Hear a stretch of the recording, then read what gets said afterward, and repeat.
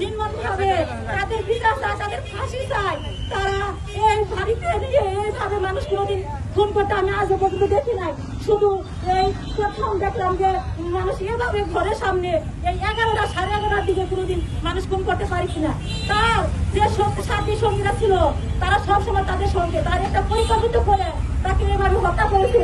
তাকে বিচার আমরা চাই, তাকে তাড়াতাড়ি আমরা ফাঁসি চাই। আইনের আওতা আনার জন্য এই সবার কাছে আমাদের অনুরোধ, এবং যে সরকারি লোক তাদের কাছে আমার অনুরোধ, আমাদের দেশবাসী সবার কাছে আমার এই অনুরোধ।